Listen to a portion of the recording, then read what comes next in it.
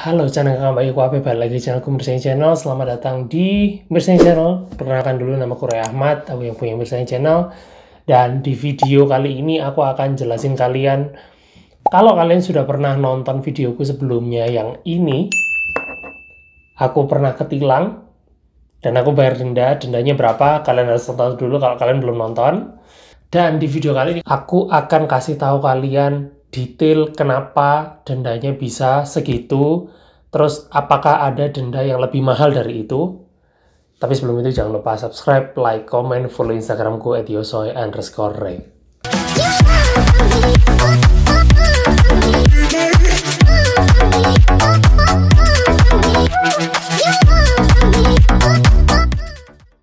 Teman-teman, beberapa minggu yang lalu aku barusan kena tiket lagi. Tiket ini bukan tiket lalu lintas, tapi tiket parkir. Jadi aku parkir di tempat, gak bayar, terus habis itu kena tiket.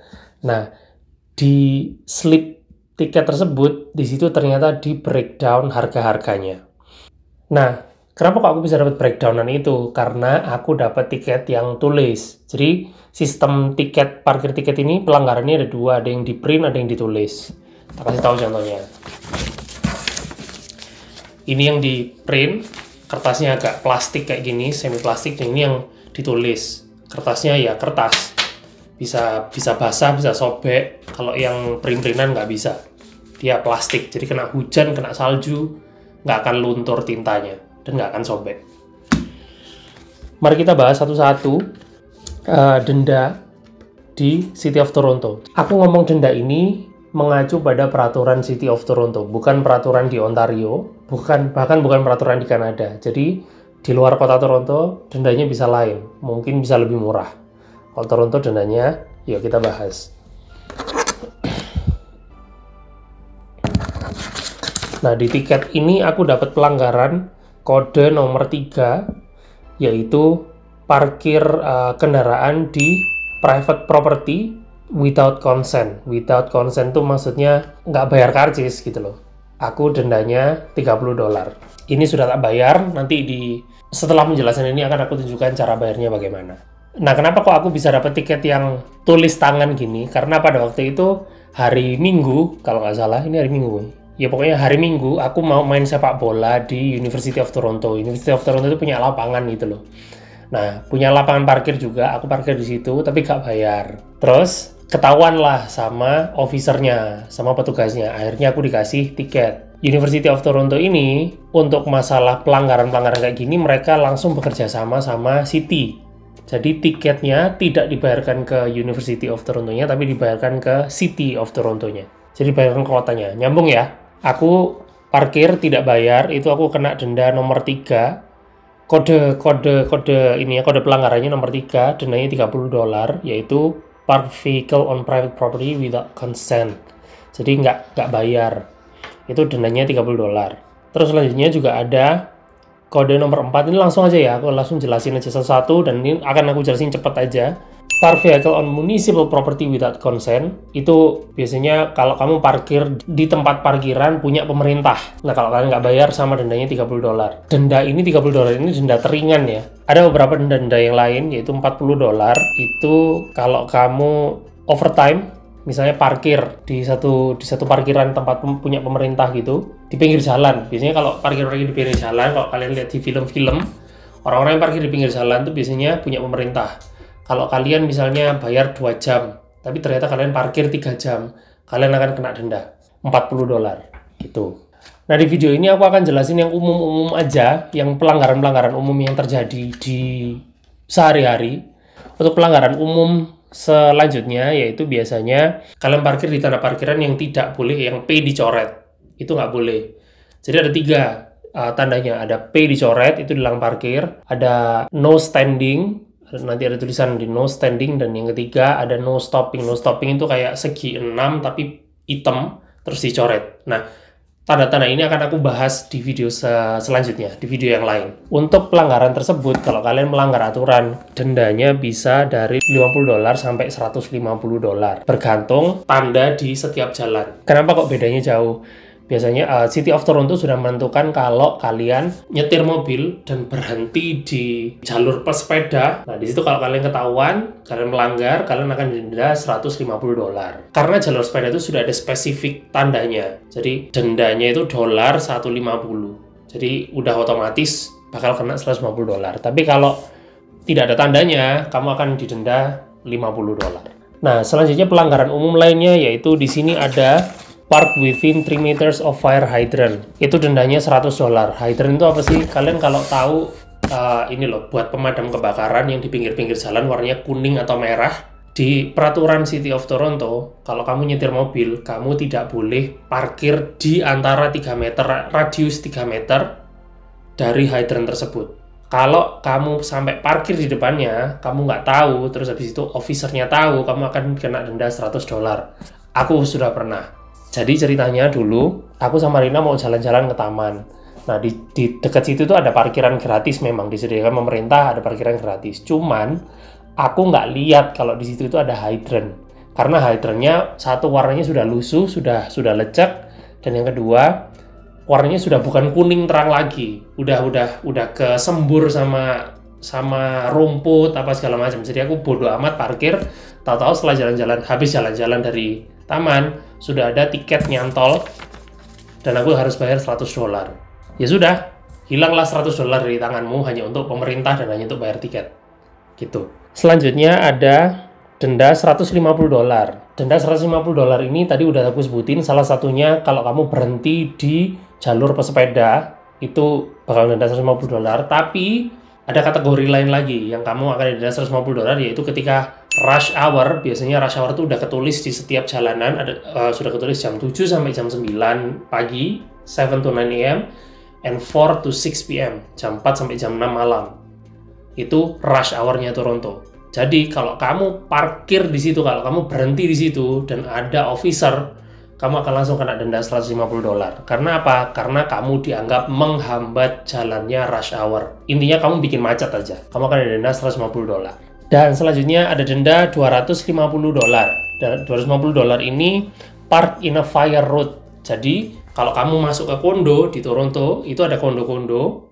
Misalnya kamu mau main ke apartemennya temanmu atau ke kondonya temanmu, kamu parkir di situ. Nah, di situ ada tanda P dicoret, terus di bawahnya ada tulisan fire road.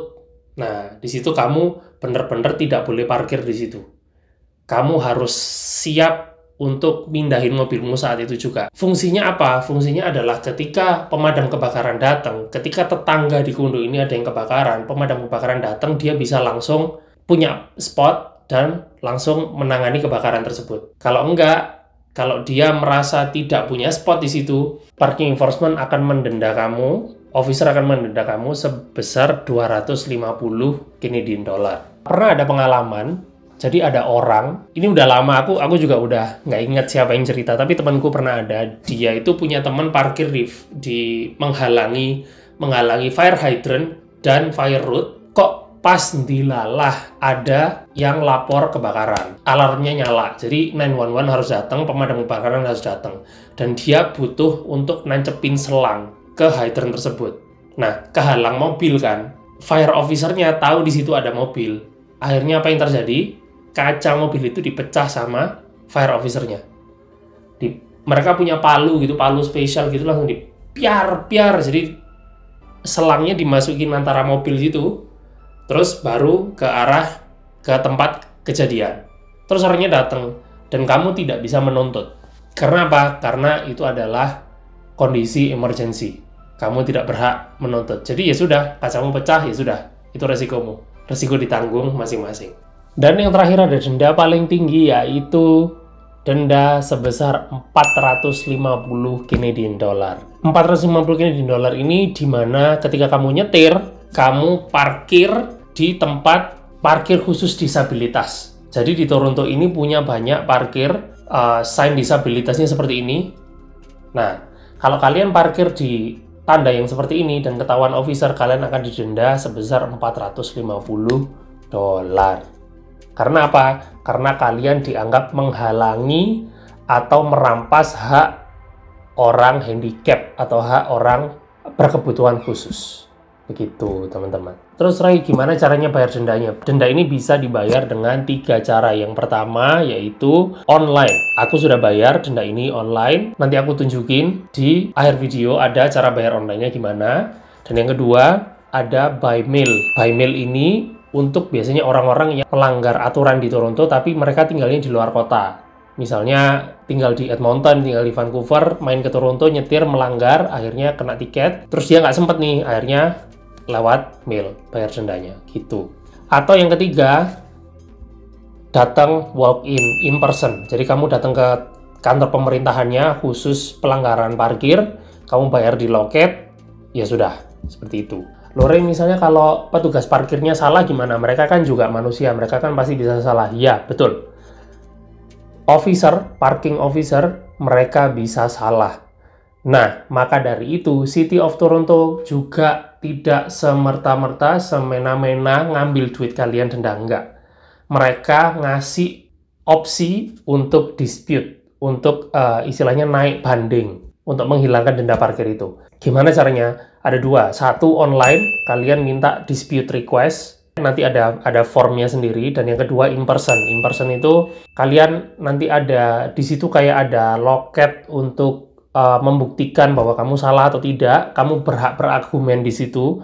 Aku nggak salah, aku sudah sekian, officernya yang salah. Nah, di situ bisa di dispute, bergantung sama tingkat kesalahanmu gitu.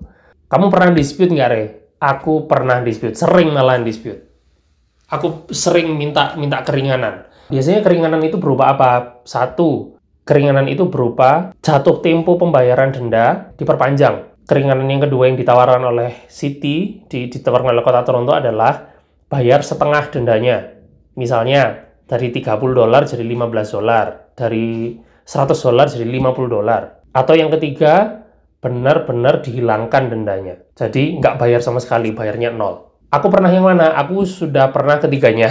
Karena aku sering dapat tiket parkir. Tiket parkir itu wajar. Aku pernah pertama-tama itu dihilangkan dendanya. Pernah, jadi aku nggak bayar sama sekali. Yang kedua, aku paling sering nih, aku dipotong setengahnya. Biasanya dari $40 jadi $20 gitu-gitu. Dan yang ketiga, aku bayar biasanya dikasih waktu 1 bulan. Nah, aku dikasih waktu 2 bulan untuk melunasi ini. Terus, enak dong kalau gitu bisa terus. Ingat, City of Toronto atau pemerintah, bahkan pemerintah Kanada, mereka punya track record di komputer. Jadi misalnya, kalau plat nomor kalian diketik, terus akan muncul semua pelanggaran-pelanggaran kalian, terutama pelanggaran parkir, itu keluar semua. Jadi, misalnya aku jadi petugas di kantor pemerintahannya itu, aku lihat, oh, orang ini sudah 20 kali kena tiket parkir. Jadi, tiket parkir ke-21 kamu masih minta keringanan, aku nggak mau. Walaupun kamu minta kayak gimana, kamu memohon-mohon kayak gimana, nggak akan tak kasih. Jadi, ada batasnya. Batasnya berapa kali? Setauku 5 kali. Jadi, setelah kamu melanggar ke yang kelima, kamu nggak akan dapat dispensasi lagi. Kamu nggak akan dapat keringanan lagi. Tapi nggak tahu, ini semua bergantung ke kantor pemerintahannya. Terus buat kalian yang menganggap enteng tiket parkir, alah nanti aja lah dibayar, nanti aja. Apa efeknya? Ada efeknya teman-teman. Efeknya adalah 1, kalian tidak bisa memperbarui license plate kalian. Ini loh, nomor plat kalian. Biasanya kan nomor plat itu dibayar per tahun. Nah, pemerintah itu bakal ngecek, kamu punya pelanggaran apa. Kamu punya pelanggaran apa aja yang masih belum kamu bayar. Kamu harus bayar dulu, baru kamu bisa memperpanjang. Kalau nggak kamu bayar, kamu nggak akan bisa memperpanjang. Kamu harus lunas dulu semua denda-denda, baru kamu bisa memperpanjang license plate-mu. Kalau kamu tetap tidak mau bayar, kamu nggak bisa perpanjang license plate, kamu tetap nyetir, kalau kena polisi, tiketmu akan double. Karena kamu dianggap tidak menaati peraturan untuk memperpanjang, ini loh, license plate plat nomor. Apa sih kalau di Indonesia istilahnya, kamu harus ke Samsat kan, untuk memperpanjang plat nomormu itu. Nah, kamu harus selesaiin dulu ini denda-dendanya. Jadi gitu teman-teman.